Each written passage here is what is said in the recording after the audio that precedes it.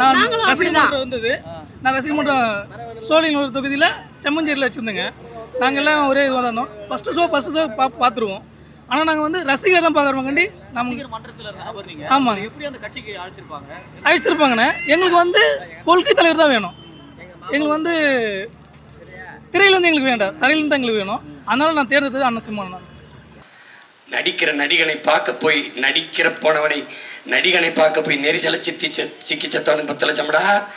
நாட்டை பாதுகாக்க எல்லையில் நின்று போராடி செத்தானடா ராணுவ வீரர். ஒத்த பைசா கொடுக்கலடா, ஆனால் அதை செத்து கிடக்கிறான்டா. உன் நாடு வெளிப்படையான நீதிடா. இந்த நாடு தேசப்பற்ற பேசும், தேச ஒருமைப்பாட பேசும். தேசத்திற்காக போரிட்டு செத்தவனை ஒருத்தம் பார்க்கல. கள்ளச்சாராயம் குடிச்சு செத்தவனை நடிக்கிறவனை பார்க்க போய் செத்தவனுக்கு 10 லட்சம். கேடுகட்ட நாடடா, கேடுகட்ட நாடு. அநீதி இல்லடா, அநீதிங்கிற வார்த்தையை குறைவிடா. கொடும் அநீதிடா. பாரு, விசைப்படகில் சென்று மீனவன் மீன் பிடிக்கிறது உரிமை. அவனை சுட்டுக் கொள்றான். தன் நாட்டு மக்களை பாதுகாக்க வேண்டிய கடமையிலிருந்து இந்திய கடற்படை ராணுவம் தவறுது. வெளிப்படையான நீதி, வெளிப்படையான நீதி. பார்த்துக்க, செத்து விழுகிறான். எல்லாருக்கும் காசை 10 லட்சம் கொட்டி கொடுத்துச்சு. செத்தவன் மீனவனை நெத்தி பொட்டுல வைக்க 1 ரூபா காசு உன் கவர்மெண்ட் கொடுக்கல. திராவிட மாடல் கொடுக்கல. வெளிப்படையான நீதி. பாரு, ஒரு மீனவன் கொல்லப்பட்டால், விவசாயி செத்தால் நெத்தி பொட்டுக்கு 1 ரூபா காசு கொடுக்க ஒருத்தன் இல்லை. எங்க போகுது உன் நாடுன்னு பாரு, பாரு ஒரு தடவை. இதாண்டா வெளிப்படையான நீதி. இது என்ன தெரியுதாண்டா? இது என்ன தெரியா? உயிர் தேவைடா, உணவு தேவை. வெம்பாடு விட்டு விளைய வச்சு 6 மாதம் 7 மாதம் 9 மாதம் பாடுபட்டு ரத்தத்தை வேர்வையா நிலத்தில் சிந்தி விளைய வச்சு கொண்டு வந்து வீதியில் வச்சுருக்காண்டா.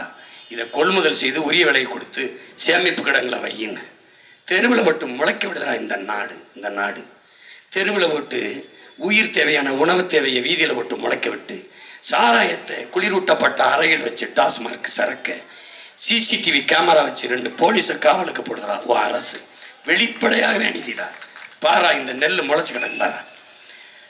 கொடுமடா, கொடுமடா, கொடுமை. போங்க, எப்படி முளைச்சி வச்சு கையில் வச்சுக்கிட்டு நிற்கிறான் பாரா விவசாயி. இந்த ஏண்டா ஒரு சேமிப்பு கிடங்கு ஒரு மாவட்ட தலைநகரோட கட்ட முடியாதடா. ஒரு சீட்டை போட்டு ஒரு சேமிப்பு கிடங்கு. எவ்வளவு பொறுப்பற்ற அரசுடா. எப்படி இது? எப்படி ஒன்னால சகித்துக்கிற முடியுது? இது அவனை இவங்களை கொளுத்தி எடுக்க வேணாமாடா. இதை மாற்ற வேணாமா? சொல்லு, மாற்ற வேணாமா? வியர்வை சிந்தி விளைய வச்சவன் வீதியில் நின்றதா கண்ணீர் சிந்திக்கிட்டு இருக்கானடா. கண்ணீர் சிந்திக்கிட்டு இருக்கான். கொடுமை. டாஸ்மார்க் சரக்கு எப்படி இருக்குன்னு பார்த்துக்க. குளிரூட்டப்பட்ட அறையில் எப்படி பாதுகாக்கிறாங்க பாரு. செக்யூரிட்டி பாருங்க. நல்லா இருக்குடா உன் நாடு, நல்லா இருக்கு. போங்க போங்க. இது என்ன தெரியுமாடா? காக்க வேண்டிய காவலர்கள் அடிச்சு கொலை பண்ணது. காவல் நிலைய மரணங்கள் மட்டும் 300க்கு மேற்பட்டது நடந்தது. காக்க வேண்டியவனே அழிப்பான் அப்படின்னா, கொல்வான் அப்படின்னா வெளிப்படையாகவே அநீதி. வெளிப்படையாகவே அநீதி. பாரு, பெலிக்ஸ் ஜெரால்டு அப்பாவை மைனி காவல் சும்மா குடிப்பை அடிச்சு கொண்டு கொலை செஞ்சுட்டான். கொலை செஞ்சுட்டான் அடிச்சு. பொள்ளாச்சியில் வன்புணர்வு. கதறி கதறி அழுத காணொலி நிம்மதான். நான் என்னை விட்டுருங்கடான்னு. வெளிப்படையாகவே அநீதி. வெளிப்படையாகவே அநீதி. கல்லூரி வளாகத்துக்குள்ள படிக்க போகிற பிள்ளைக்கு பாதுகாப்படா. அண்ணா பல்கலைக்கழகத்தில் கல்லூரி வளாகத்தில். அப்போ வீதியில் எப்படி இருக்கும்?